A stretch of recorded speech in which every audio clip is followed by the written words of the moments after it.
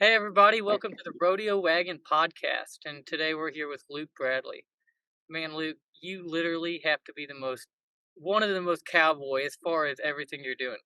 You train horses, you ride bulls, you do leather work, you do farrier work, and what else do you do? Pretty much everything that we're doing with the Western Edge app, it's like everything you do.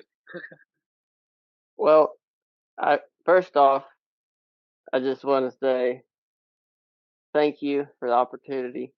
But I didn't really know we was gonna be this professional. I thought we were just gonna talk.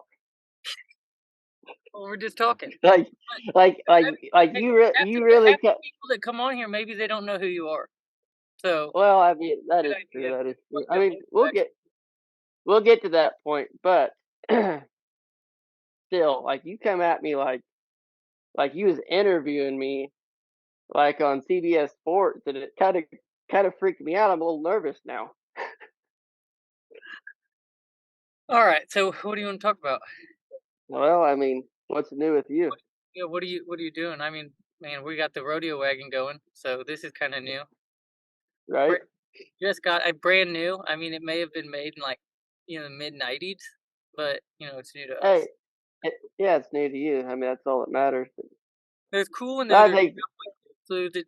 It was like the discussion of whether we wanted to get like a transit, and go newer, or if we just wanted to go straight cowboy. So I mean, like retro's in. I mean, like that's the thing. Vintage. I mean, vintage. that's the style. Yeah. This is definitely vintage. Well, to us, it's vintage. To our parents, like Right. this was just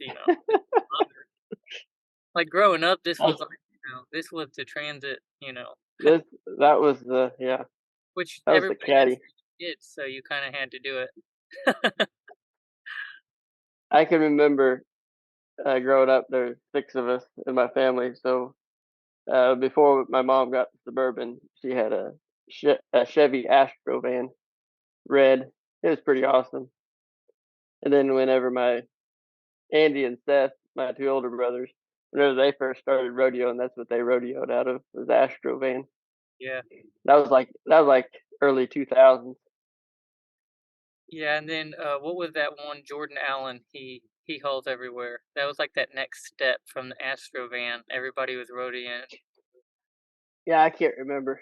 and then they just I remember. I know he had a van. I don't remember what kind it was, but he had it decked out with the plywood bed, I think, and everything. It was pretty legit. I was yeah, a little bit more modern. Me and my Prius. the Prius. Yeah, the gas Yeah, mileage I on them. can't. I really can't take like 100% credit for the Prius because Denton Fugate. I mean, he was pretty much the one that broke the mold with the Prius, the gold Prius. But For a few years, I did the neons. I went through a few of them. what was the what did we take to remember when we went to Columbus? Wasn't it Columbus, Ohio? And then we went to Hamilton, Texas. That was that the It was a big old town car. I can't remember what it was. Yeah, yeah, it was. Oh, not the Bonneville. The other one I have now. Um, It was like driving a boat. Like it was. it was the same thing as like the Bonneville. Yeah, yeah, that was legit. So I went from the neon to that, and I don't think I've ever had a rodeo rig that was past 2001. That's the newest one Really, I've ever had was a '01. Everything else was really, '01 or older. Mostly because we because we put took so it. many miles on vehicles, like for me, I don't see the point in spending the money, whether I have it or not, to buy a newer vehicle to freaking put, the amount of miles we put on a vehicle. Whereas I can, Right, like those neons, even that one, it was only I think I spent $2,000, That neon right. had 100,000 miles on it and I paid 1,800 for it. And I drove it to 215,000. So like I got my money's worth and some. I was always afraid of breaking down on the side of the road, so I kind of like to have a newer vehicle. I'm Well, not very mechanically inclined. it is a plus that my brother-in-law is a mechanic, and so Right. I mean that was my safety safety net there was. He would make sure I everything don't. was good to go. I was pretty blessed in the fact that I traveled a lot with Quentin, and he purchased a brand new Chevy Cruze. Yep, I think it would have been in, I want to say 2015 maybe, you or took that maybe abroad. 16. I can't remember, but it was like in 2 years he had 100,000 miles on it though. Like we Yeah, wore that thing out. He didn't have it for 24 hours, and we took it all the way to California and back. I think I think he had. this year already, we started in Lexington. And this is all driving. So we went to, let's see, let's look at the schedule real quick. So we went to Lexington, Kentucky, and then we drove to Denver, Colorado, and then we drove back to Charleston, West Virginia, and then we drove to Greenville, South Carolina, and then Grand Rapids, Michigan, North Charleston, South Carolina, Reading, Pennsylvania, or Reading, Pennsylvania, and then Mhm, this coming weekend to Memphis, and that's all within a month. right. And I mean, I heck, went to that all I year. went I went I went to one in Iowa this year, so I mean, don't yell at me. Was it Sioux City? Tumwa, What? Tumwa, Oh, okay. Tumwa, Iowa. Yeah, was it a Yeah, BOA? Baylor Final. Oh, Yeah, was there that's a the only finals one I with it? went to. Okay. Yeah. No, I haven't really been going, but You've been let's doing a talk lot. about this app, huh? Yeah, what about it? No, what was he saying? Before that, I Um, cut you off. yeah. Well, what are you doing now? I mean, are you mostly shoeing, or are you training? I know you're doing the leather work too. I mean, what's kind of that balance for you and what you're doing with the schedule? So, like right now, what's paying my light bill would be shoeing horses. Um, I've got about, last time I counted, I think I have 6 mares, fixing to have 4 colts this year, and I kind of always have 1 or 2 horses that I'm training and riding and selling. It's kind of more, I kind of train more for myself more than I do for outside people. Um, I enjoy that more, but I've always got 1 or 2. It seemed like for the last couple of years, A little less problem and horses. then being a dad, loving the dad life and family, and we've got me and my wife recently purchased um, half of her family farm, and we've been doing lots of renovations and kind of, you know, putting our touch on everything. And that's been taking a lot of time, but then doing leather work when I can find time. Yeah, I think I'm working on a pair of chaps right now that Skylar Sims won for winning the NFPB championship back in 2019. So I'm a little bit behind. It's uh, I feel like a lot of people are yelling at me right now about it, but is that more of? I mean, you probably could make a living doing just one of these things. So is it more of just like a hobby you enjoy, kind of each facet? yeah, I tried doing leather work for a living, and I it kind of took the integrity of the work out of it for me. I Okay, really like to. I have the most, or find the most joy doing it when I am kind of given free reign on whatever I'm doing, and um, kind of doing it my own way. Um, I know with when the you do, shaft, when you did those shafts, you always talked about how you don't like to do the same thing twice. So everything you do is unique. So if you do two shafts that generally would be the same, they're going to be different. They're going to be right, unique you're for right. you. I don't save any of my patterns, not even on my belt. I do everything new. Um, I know a lot of guys will do like repetitive work, like they'll get one pattern for one belt, and they'll kind of maybe change the color technique or throw something else, but the pattern's the same. I don't really like doing that, which kind of takes more time when I do a project, but it's unique to itself, and that's what I enjoy out of it the most. And so for me, it's more of it'll probably always be more of a hobby. I would like to get enough time to have kind of a line of products that I could offer to people, but right now, my main focus has just been making a living basically this farm. And you said you And do most the shoeing's actually keeping the lights on, so you're doing that quite a bit. How many clients do you actually do, you know? I've I just started full time on it last year, and I have grown so fast. I really don't have a number on my clients. All I know is I'm doing it about every day, and I've gotten to the point where I just about can't take on any more new clients. Yeah, I'm sure. getting a little bit more pickier, and um, I've really been enjoying it um, so much to the point where I mean, I just love doing it every day. It's something that I want to get better at. I look for new clients. I'm looking more for like performance people, stuff where I can kind of do different things with it. I mean, because it's crazy. When I first started doing it, I thought I was pretty good. You kind Yeah. of like, oh man, I'm pretty good at this. I can make a living doing it. But then when I got to doing it every day, and I look back, and it's like I didn't know crap. Now, are what And then I look at myself. what kinda shoeing are you doing? Like, I know, there's, like, the natural balance shoeing and all of that. Uh, you kinda play with all of I it, or can, did it depend on the customer? yeah, yeah. It depends on the customer.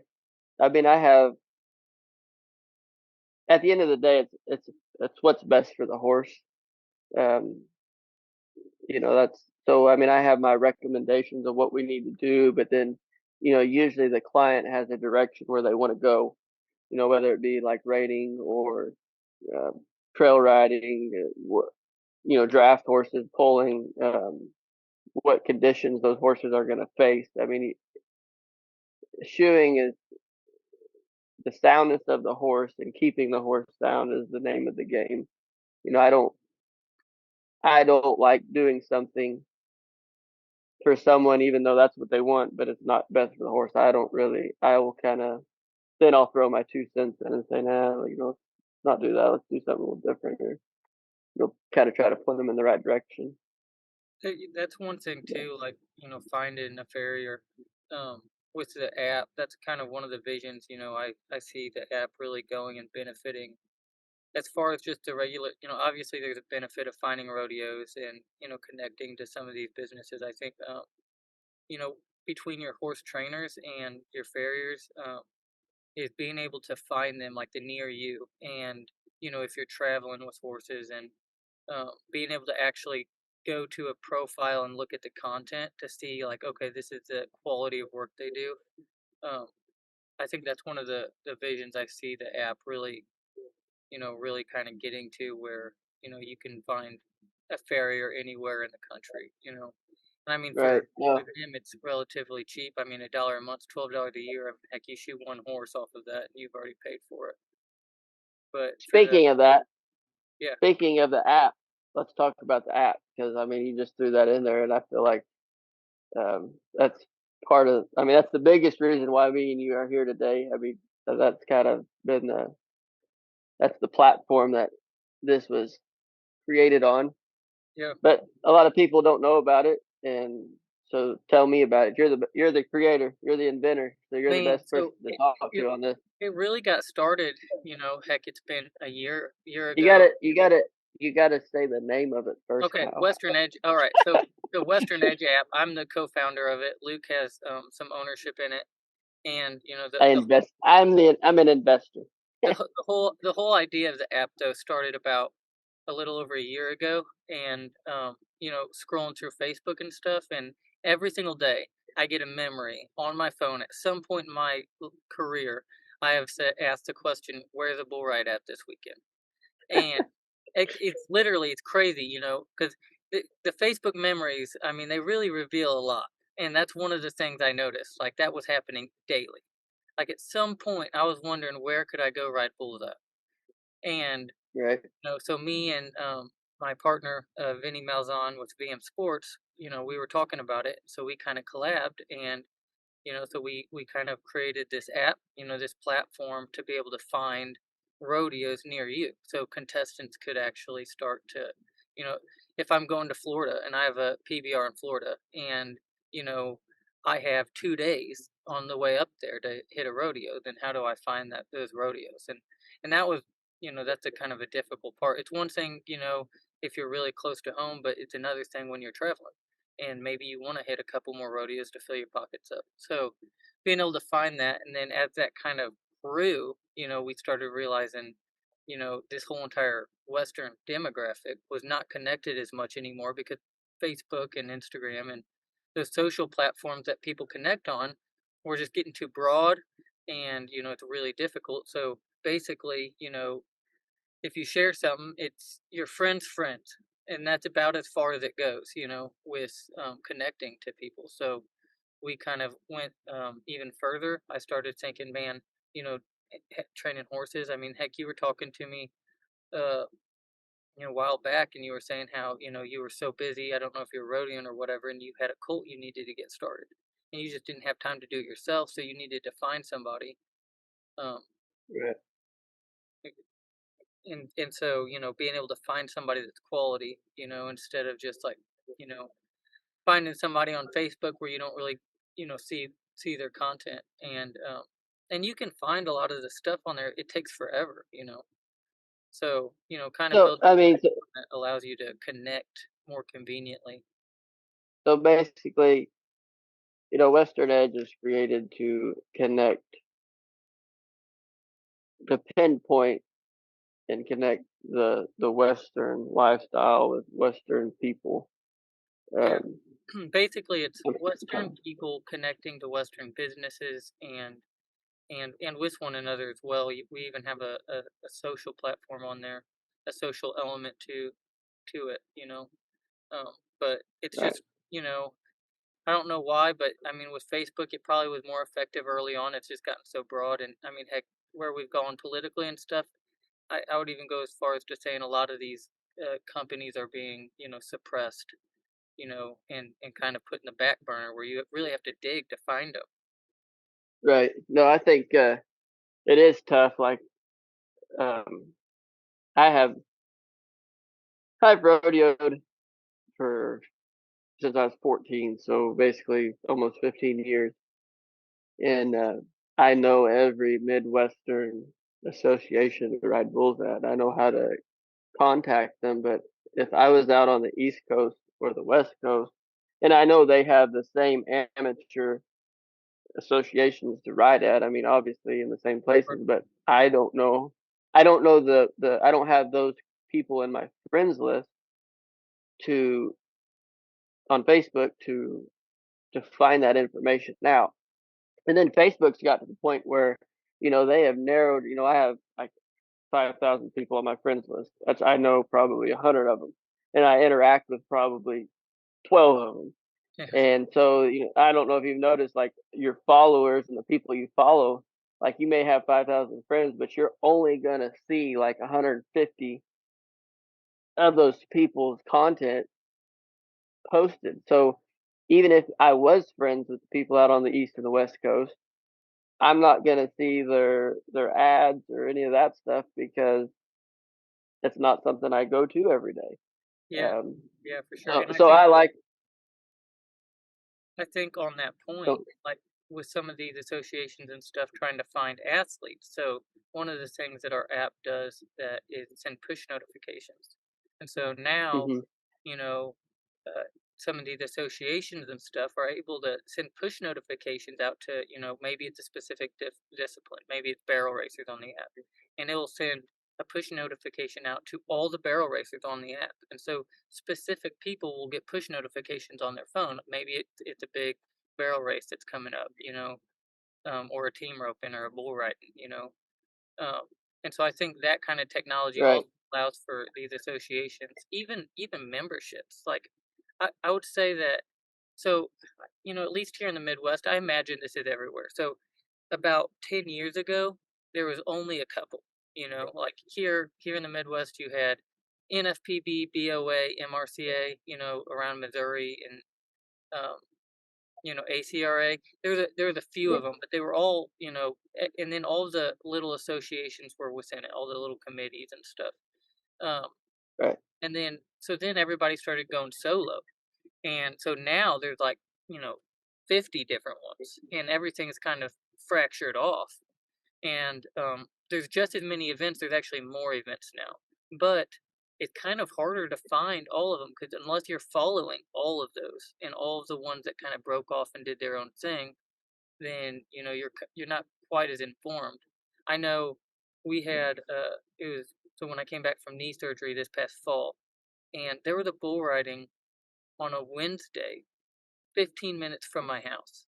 And I didn't hear about it until Thursday after it was over really. because there's just But so I many. mean, it it goes back to how Facebook and I mean, basically Facebook, because I don't use Instagram and I don't understand it that I much. don't But think Facebook is Instagram's used as much for like businesses like associations or anything really like putting out there. I feel like so Facebook I think is more, you have your own page, right? And then you can go so if right, I'm searching for a rodeo on social media, generally I'm not going to Instagram, I'm going to Facebook. right. So that's what I was saying. So like basically, like with Facebook, it goes back to like your followers and your following the people that you're following. And like I go to a lot of amped up bull ridings.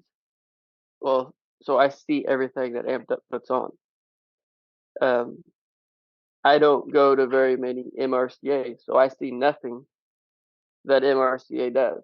But I live in an area where, like, I can think of three, four that are within an hour of my house that I could go to that are probably 500 added or better. That are like through the week when nothing else is going on. But I don't hear or see their ads or any of that stuff because I don't follow them regularly.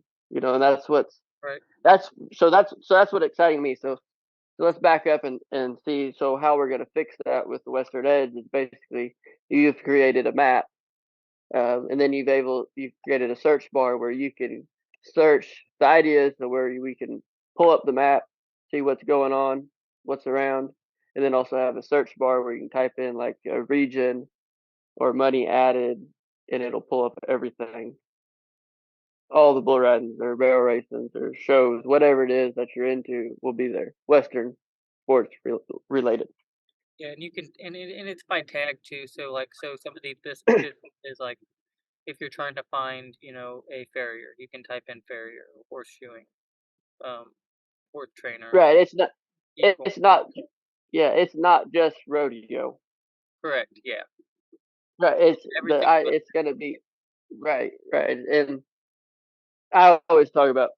So we talked about this last night when we were talking on the phone about how it's kind of bull riding's our thing. Like we're bull riders first and foremost. So you kind of start with something and then it's just pretty neat how it's grown for you, and it's gonna include everything. Like I got on it this morning and looked at it, and it's changed since you first put it out there. I don't how when was that? Like man, so when was your soft release? the I guess. soft release was the end of August, I believe. End of Right. August, September, something like that. It was right around the end of August, September. Um, probably really September to be honest. And then yeah, It's grown, October and was the the first time it really was introduced to the public. the cool thing for me that I like about it is that the more it's something that will only get I it's crazy because I was talking about what we were talking about last night too. Is like remember how Facebook when it first started, it was just like it was designed for the the people we know, like personally, Right. and it was so small, and like you just had your like 50 friends was a lot, like because really that's probably all the people is 50 people that you interact with in your life. Um, say it's so small, and then you look at where it's grown now with the data that they've, accumulated and how they've changed it, and it's become such a big marketing platform as well.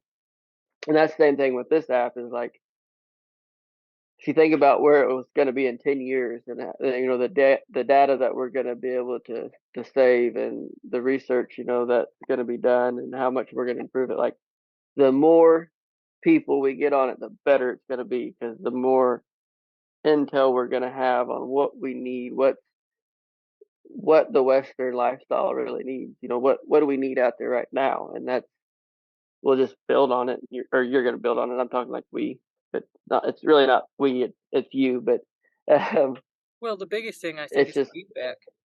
I mean, all right. being we have a one of the coolest parts is like, and I think this is a big part is this is made from people in the Western demographic.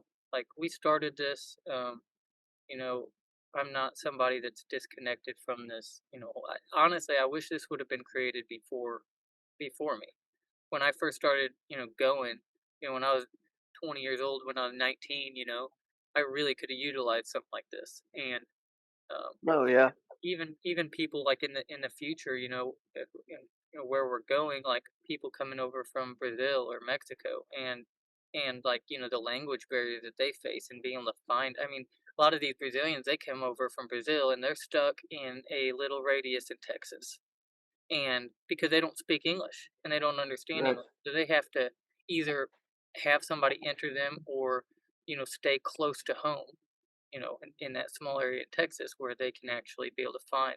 But if they had an opportunity to get on an app like this, and in a different in their own language and be able to do that, it would help them, tremendously. But even growing up, being able to find, but at some point, I don't want anybody to ever ask on Facebook where the bull riding at this weekend. The goal would be they could literally just go to the app and they could search it and it would tell them where one's at. yeah. I mean, that's the end goal. Um, But it's made it's by pretty. everybody that's in control of this understands this demographic very well, and we're seeking to learn more about the different disciplines. It's been one thing the last 6 months I've learned more about the equestrian side. I'm pretty familiar with the rodeo world. But you get into some of this equine side of things, like the cutters and the huntsy, and you have all of these other disciplines within this Western demographic that I'm trying to learn as much about as possible so that we can develop this app to benefit them just as much as it's going to benefit the rodeo people. And then even just the laymen, the people out there that are part of this demographic. Heck, in Missouri, there's horses on every property just about. You go into my Hmm. hometown, there's a trailer and a tiny backyard, and guess what? There's two horses in it. Right. um, for people like that to be able to utilize this app, I think is kind of the where we want to go with it. We want everybody to one stop shop for everything Western. Hey, everybody. Thanks for tuning in to the Rodeo Wagon podcast. If you haven't already, make sure you go to your app store and download Western Edge app. It's there that you can check out all of the cool businesses. You can get connected to rodeos near you, and you can find cowboy hats, kind of like our sponsor, Sombrero brand, Cowboy's Finest. They make sweet hats. Got this one right here, the hand. Next one I get is going to be a modified Gus. Check their hats out. They're quality made in the USA, made in Texas. And also, make sure you go to westernedgeapp.com. You can get set up with one of these cool hats and some more merch that's coming along the way. Hope you're enjoying the podcast, and we'll see you here in a minute. Yeah, it's kind of like what was. I mean, it's basically my whole life in one spot, um, which is pretty pretty neat. But we've talked about bull riding and just touching on the equestrian side of it, um, which I've had horses my whole life, but I really haven't pursued a career in it till probably the last 4 years of my life. because I was so stuck on riding bulls. Like that was everything. I ate, slept, and drank bull riding, and now, but I've always had a love for horses, and so I am doing what I love now as well. But it I can see the benefits for it, and the fact that, I mean, just take the horse market. Anybody that's in it or been around horses knows that like the demand for horses or the price for horses for one is just like quadrupled in the last 2 years. Like it's just shot through the roof. The need for like you can't. Taylor sent me an ad for I think it was a 3-year-old grade Appy Gilding, just halter broke. They wanted $1,500 for him, and I've through my lifetime I've watched that same horse sell for $150 at the sale barn. You know, like 5 years ago. And in my opinion, the reason behind it is the use of social media and being able to market horses across the United States of America. Not, you go to a horse sale and you're going to get people within a 100-mile radius around you. And there's very few people that make a living in with horses anymore. So, it kind of limits your market so that it controls the price because the people within 100 miles control the price of what you can get for that horse. Right. But with social media now, we're able to do like live auctions where you can watch it on the internet and bid on horses without even being there. Yeah. And that was like the other day I went to a horse sale in Nevada. Um, Anyways, I watched a 2-year-old blue roan filly sell, or I didn't think they sold it, but it got up to $9,000, and it was all due to an internet bid. There was one person in the ring wanting it, and there was one person on the internet wanting it. But I guarantee there wasn't another person in that sell ring that wanted it as bad as the guy that was bidding on it. It takes two people to bid on a horse, and so just that, I mean, drove that horse's price. Because I was looking, I'm like, yeah, 5,000 maybe, in today's market, but like it drove the price of that horse up twice as much, with the use of technology. So we already have that, available to an extent. But if we're able to pinpoint, you know, if someone's able to get on an app and say, I need a 4-year-old gelding, um, with just I need it started, and need it started and ready to go to the roping pen, and be able to either type that in or put an ad out there, and then everybody that sells roping horses gets like you said, a push notification. Then right then and there, then bam, that makes my life 20 times easier instead of taking pictures of my horse and posting it to 30 different groups and Yeah. hoping one of them people in there are looking for what I have. So it's gonna, I think, even better the market on the equestrian side, and then also the ability to find services like farriers. I mean, we're hard to find anymore because, for one, it's a pretty tough job, and there's not a lot of young guys wanting to bend over all day and stay underneath a 1,000-pound horse. So I mean, it's tough to find that, and it's tough to find reputable people that do it, um, all the way down to chiropractic work for horses to trainers. Trainers are so hard to find because Even transportation.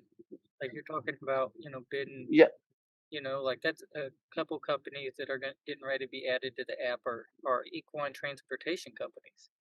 And we've been right, to them, and I mean that's a big deal because, like you said, the online bidding, like talking even in the bull world, Brady, you know, Brady Sims, me and him have talked for hours about that, and just like since it's gone online, like the prices have gone up. People aren't going.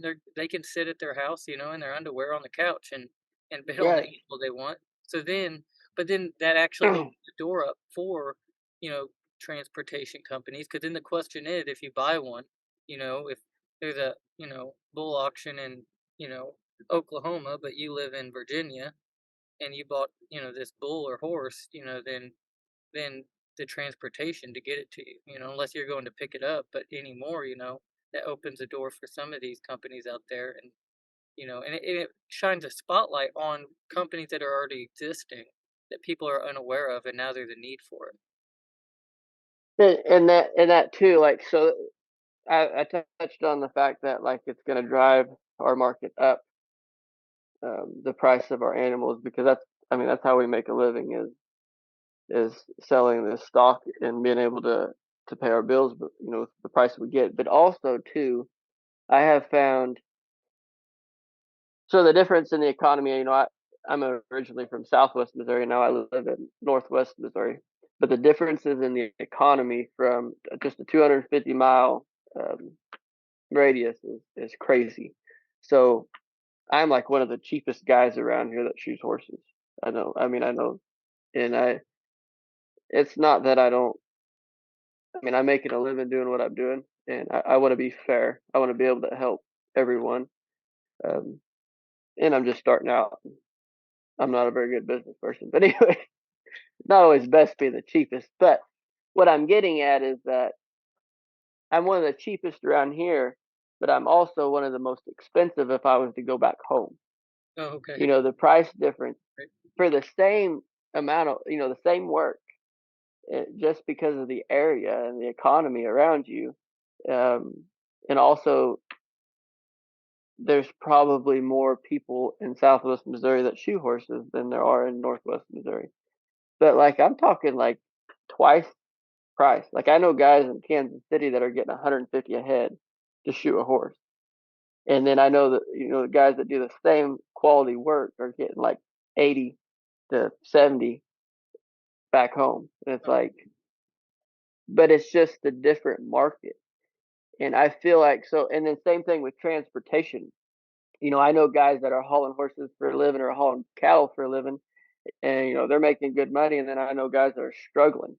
And to be able to put it all into one spot, it kind of equals the playing field, because you know you're not, part of the reason why it is, you know supply and demand is what usually drives your your price of your merchandise, or sure. whatever I'm trying to say. There, my homeschooling's kicking in. Um, but when you have it in one spot and you're able to find it, um, it makes it a lot easier, and kind of levels the playing field for everybody. And on Yeah, and I think Taylor's. another thing too is like, so with kind of where we're going with like the training, especially the training, is I've been considering that is like, so our ability on the app to provide a platform. So you have, some big horse trainers. You have the Pat Pirellis of the world, and such that, they have the platform to be able to market their videos. So they're not just making money training horses.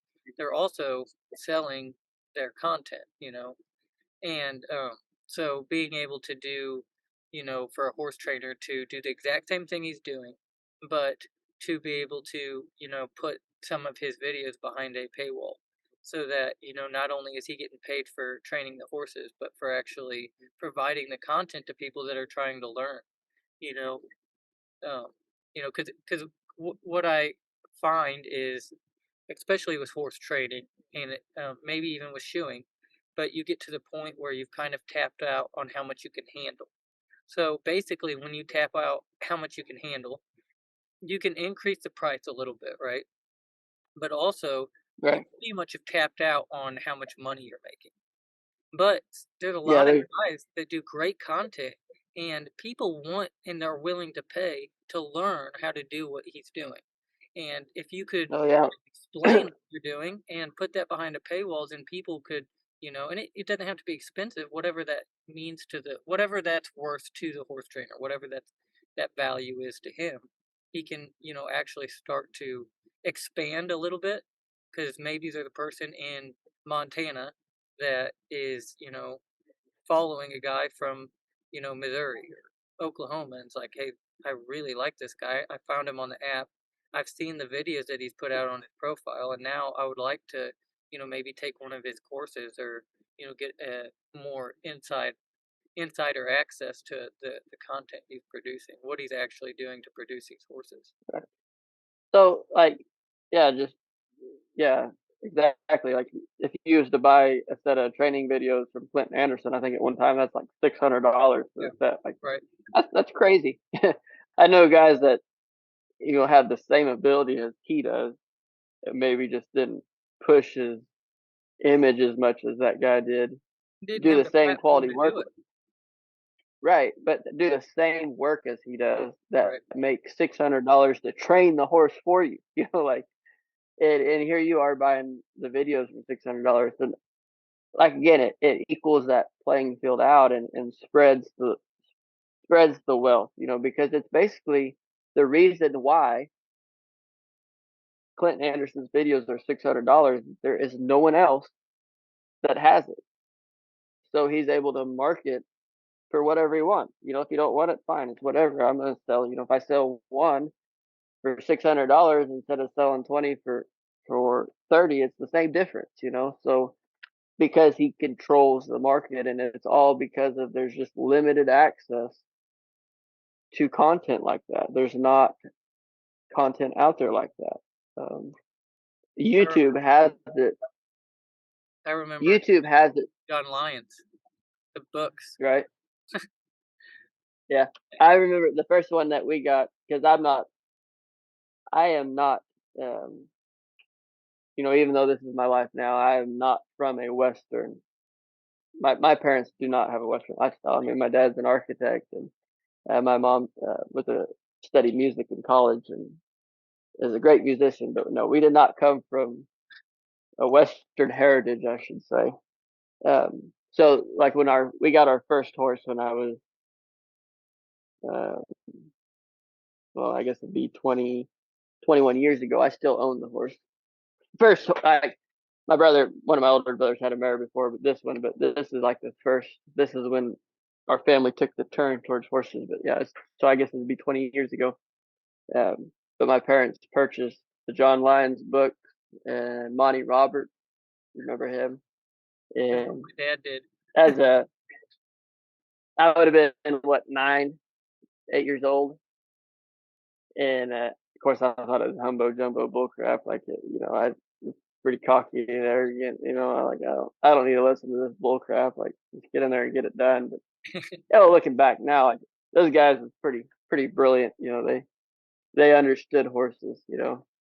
Um, it's crazy, but yeah, like the content just not there, and there is like YouTube. I was saying has it to a degree, but usually because these guys got to make a living, so they usually just put like a a trailer or a tease of what they're doing, like that, Right. or they don't really. One person like TikTok is a crazy app now. I follow a trainer in Texas on TikTok, and I've learned some things, but one thing I've noticed, everything he does on a trained horse, right? Like he shows it on a horse that already knows how to do it.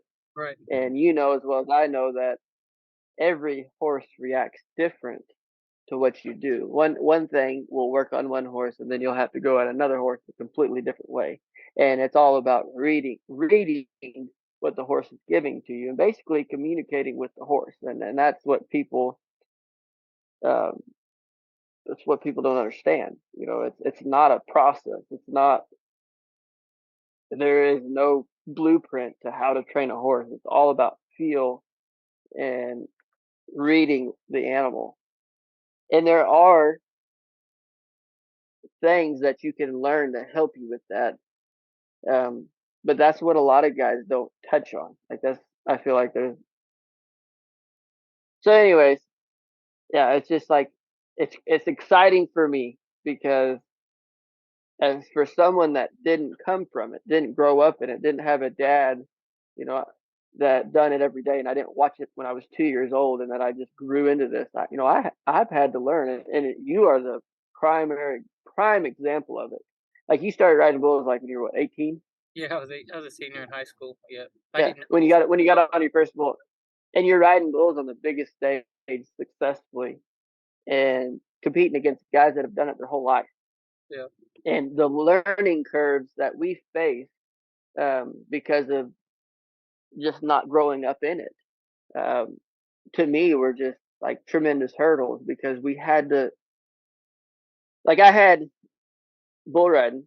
Like I have a, I don't know if it's dumb or not, but like when I go at something, like I try, I don't, I give it everything I have. Like I kind of retard strength I got, like I don't know pain or I don't, like, so I had to try, but I didn't know any of the techniques. And Right. I had a winning edge video of Donnie Gay, Okay. the bull talk Talk video of right. Lane Frost, Yeah. and then I had an ultimate bull riding video of the greatest NFR rides from like the 2000s. And who else did we watch? Um, I think that was it that we watched growing up. And then Gary LeFew came along, and all credit goes to Gary because Gary is the guru. Like he had it figured out. Lane Frost, Donnie Gay, great bull riders, horrible teachers, in my opinion.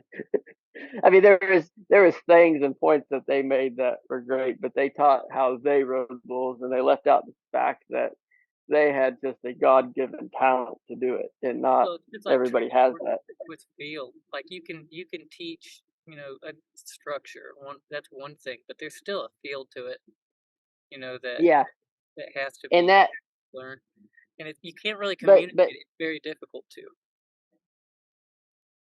it really goes back to that try. The try and the will to succeed. Like, how bad do you want it? Like, how bad do you want to do this? Because it's going to be uncomfortable, and it's going to be painful sometimes, and getting out of your comfort zone is tough for some people. Like they don't ever cross that barrier, and things. But You we're getting mentioned off track here. I talking feel to like. Vinny. Okay, so on that point, Vinny with VM Sports, he comes from a baseball background, right? So more of a sports background, which is, more or less what I came from. I wasn't around rodeo at all. Um, but so he actually said something to me the other day that was really interesting. He said, "So you Mhm. have the difference between like NFL, NBA, and like MLB. Okay, so in the NBA and NFL, so the guys that make it in the NBA and the NFL, right, are freak athletes. They're not always the best football players or the best basketball players when it comes to like just structure, right, and basketball knowledge and football knowledge and IQ, right, but they're freak athletes, Mhm. and they're so athletic it takes them to that level. It's kind of the difference between women's pro basketball and the NBA. So the WNBA and NBA. Where the WNBA is very structured, right? But and same thing with football. But baseball, and this is where the comparison is.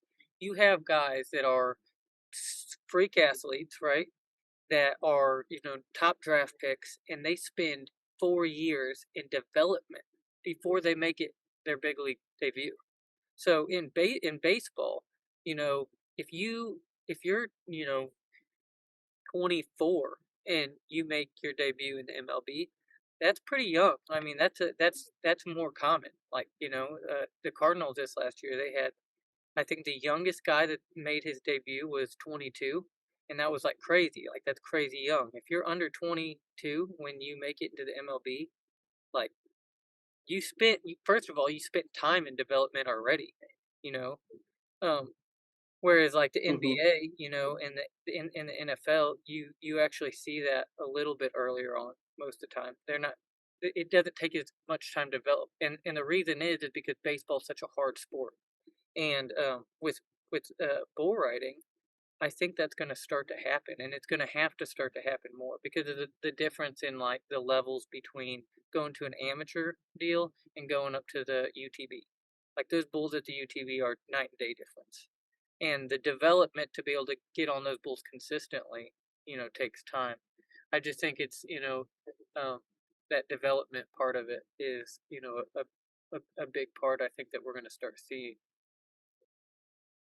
right. So so basically, what you're saying is that like we're growing in that area of our sports that just physical talent isn't going to cut it anymore. You're Or gonna have to have both. There's gonna have to be a level of right, athleticism and structure. So back in like Don Gay's day, Lane Frost, right? The Bulls weren't as good. Just as a fact, they weren't. The Bulls today are is the best as they you consistently as good as they've you're ever. you're gonna make a lot of people mad talking like that. So you better watch Yeah, it. but it's so true, and everybody knows it. It's not even, Oh everybody knows. no, I'm talking to Casey, right, Coulter, and he's yeah, 32, and he's like, man, just in 10 years, he said, just in the last 10 years, you've seen the consistency of of ranked bulls. I mean, it's gotten crazy. Now, back in Don Gay's day, it was a completely different era than even 10, 20 years ago. There's still probably in the last, 10 years, there's been ranked bulls. 10 years ago, there was just as ranked bulls. There just wasn't as many of them. Nowadays, the breeding program is just through the roof. Um, right, but so what's going to begin to happen is, first of all, you've already seen it in the athleticism.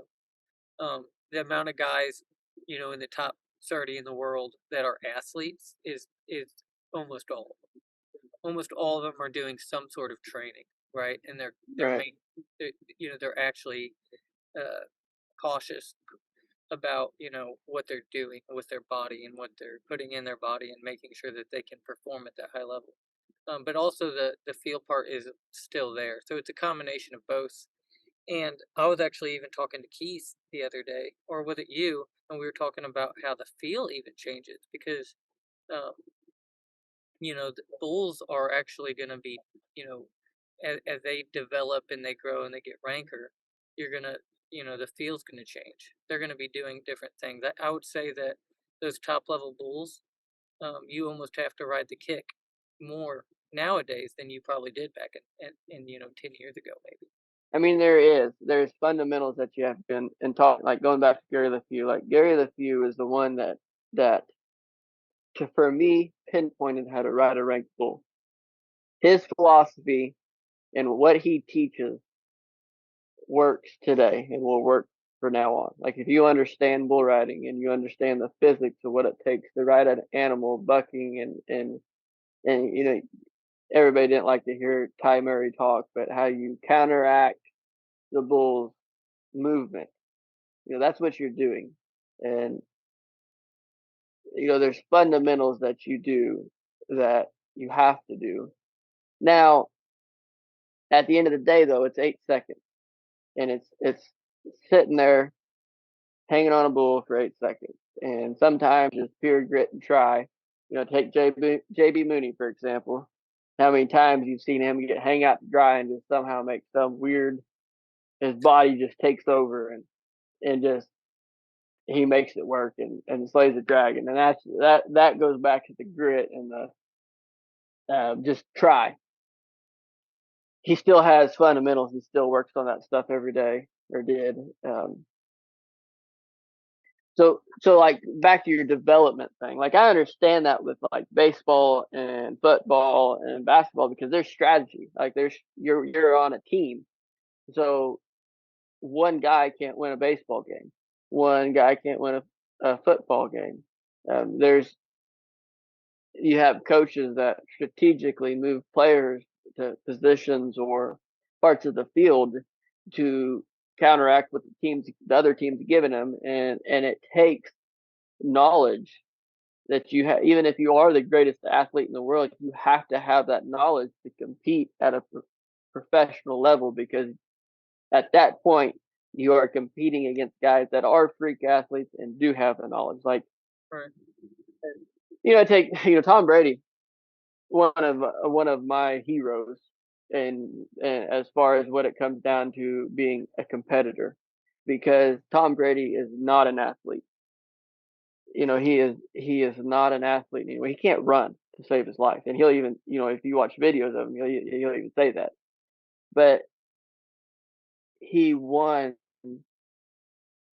more championships than anybody, and it was due to the fact of his knowledge of the game and being such a fierce competitor. And people hate it when you have that. He didn't like losing, and everybody knew it. Like the videos were going viral about how he's throwing the tablets down and like his He wants to win. drive to win, Yeah, And, I know exactly how he feels because I want to win. I'm the world's worst loser. But so what I'm getting at is his knowledge of the game,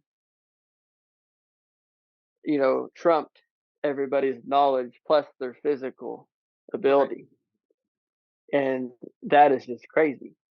Going back to bull riding, so I think you have to be an athlete. We're crossing in from the being the primitive gladiator sport where the guy with the beer belly gets on at the county fair just ride bulls. Like no, that's not going to work no more. Like you can't really probably ride. Um, you probably couldn't road Bruiser if he was out of shape. Like you probably had to be in some pretty good physical condition to get on that bull and ride him, even if you did things fundamentally correct, just because of the downdraft and the way he bucked was just out of this world, you know.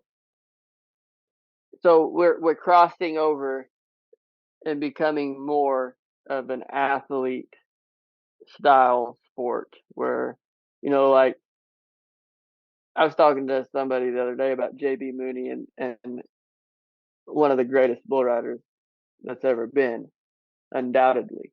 I mean, he's rode more ranks of bulls, and for me, he's like the Tom Brady of bull riding because it wasn't about his physical ability or um, his training, whatever I'm trying to say there. It wasn't about what he did through the week or his physical ability that made him great. It was just his ability to believe in himself and his attitude, his winning attitude, and how he understood bull riding. He made it simple and made it to where he could understand it, and that's what made him great at it. You know, one in a million. There'll probably never be another guy like him. Right. Um, Nowadays, just like you have guys like Jose, Kaiki, um, Andrew Alvidrez. Right now, like you're right, talking about it, the next level of bull rider. I say next level, next generation of bull rider. I mean, right, you compare Andrew Alvidrez to JB Mooney, and it's just complete opposite sides of the spectrum. Both very, very talented, but and both work really yeah, hard, but in a completely different way. right. And so like I say, we're back to JB Mooney. It was somebody was saying like, man, his career should have lasted longer, and if he would have been more proactive on what he ate and done and worked out and had been in more physical condition well, the reason why I'm saying this is because I don't work out. I never work. I hate working out, but I am stronger than if you put me up pound to pound anybody else. I guarantee I'd whoop their butt because I'm strong. Like I'm just physically strong because I do a physically demanding job every day, and I work hard. Um, but also, I'm probably going to break down faster than most guys because I do stay bent over and do I put my body through things every day that people just don't do, and that was what his point was like, yeah, JB Mooney didn't work out, but he did ride horses a lot. He was a cowboy through and through. And if anybody knows what cowboys do is we do stupid things with our bodies and ride bucket horses and get bucked off and we hit the ground and we get banged up and we just keep fighting through it because that's what cowboys do. And his point was like he would have lasted longer had he been more of a competitor and taking care of his body and stretched and done all this. But I was like, I think the balance too, and this is when you start getting into this whole performance based athleticism, right? Training, um, you get into this part of it, okay? it's just as much training is just as much recovery as it is putting in the work. And I think that's going to be a huge part of what this looks like moving forwards. You have a lot of guys that are training hard, but are they recovering as hard as they're training? And that's Right, by a great example of this is Tom Brady, Antonio Brown. These are guys that took their recovery very, very seriously and are, competed, at a very high level late in their careers. It wasn't so much how hard Tom Brady was working out; it was how well he was recovering. And in this sport, right. more than anything, during the regular season or during the riding season, which for most guys is all year, it's how well are you recovering between weekends, and that's what's going to extend your career. It's not It how strong you are, although that yeah, it's a help. But so for me personally, the best person that explained that, it was Tom Brady in his book, and he talked about how his training was based around pliability, is what he called liability, it, yeah, basically, and the ability to absorb a hit and get up and keep going. And to me, that's bull riding right on the nail head, yeah, because when you do your job right, when you counteract the bull's movement correctly, and you're in time with that animal, it takes very little strength to ride an animal, to ride a bull. But through just just take me personally, when I was 16 years old and I hit the ground and got stomped on, or got jerked down or whooped down, and got beat the hell up, the next day, shit, I was ready to ride again. Like, because my body was pliable. Now you take me now, and you've taken the years of abuse that I've put my body through, and the fact that I stay bent over all day and I am sore.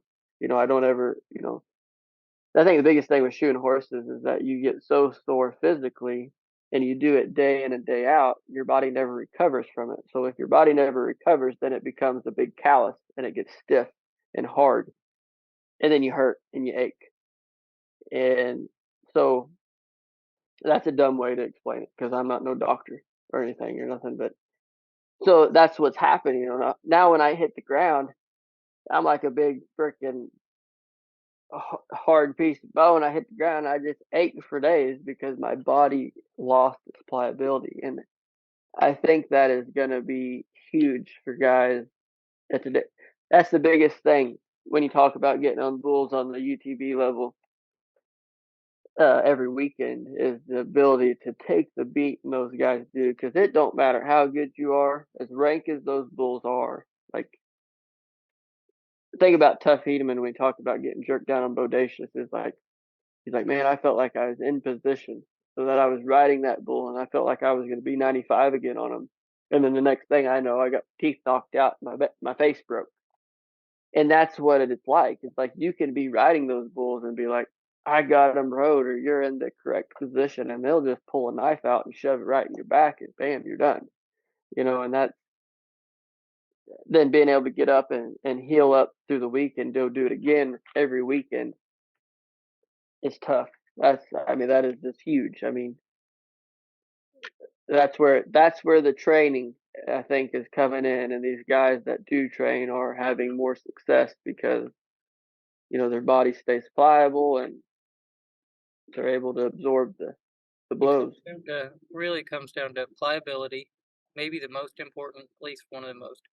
Mobility, which is just as important, especially with bull riders and hip mobility, Yeah, above all else. And then lastly is flexibility, and it's actually the least important of the three.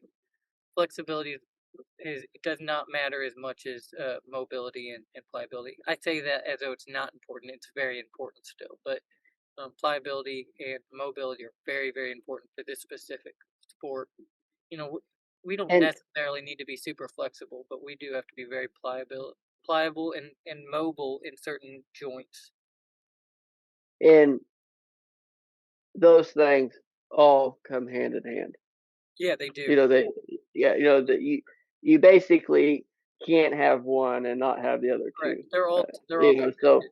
Yeah. and but it's different. Like for me, uh, developing the bull rider, because that's kind of what we got on this subject about, is that it's not about lifting weights and getting physically strong and beating yourself up in the gym. It's about just being physically fit, Yeah, correct. with the body mass that you have. And I And see a lot of guys proper weight that, to help with body to help with, you know, the recovery process. Like, what weight could you recover the best with? For me, it's around 140 to 145, 140 to 150. That's my best weight. Recovery, most importantly. Like I've been up to 190 and very strong. I recovered very poorly because that was 40 more pounds, 50 more pounds hitting the ground, and right? that matters a lot. So finding that weight where you can actually recover um, quicker is very important. So which leads us back to the bull riders of today's age, is that like your weight. Nobody ever thought about that 20 years ago. No, Nobody not ever thought about that 40. Like other than if you were we just, fat, maybe. Maybe if you were uh, overweight, but it wasn't like performance based other than, you know, yeah, like they didn't think about like, oh yeah, if I'm 20 pounds heavier, if I hit the ground, like that's gonna hurt. No, yeah. like Yeah, not at all. no, it's like, and that's where, to me, that's where you're ignorant if you don't, if you're gonna compete at the level in today's age, if you don't think about those things, like you're obviously not gonna have the edge. Right. And I think ignorance kind of a harsh word, but Alright. um, I've my, um, 3% battery, so, um, we're gonna call it good on this one.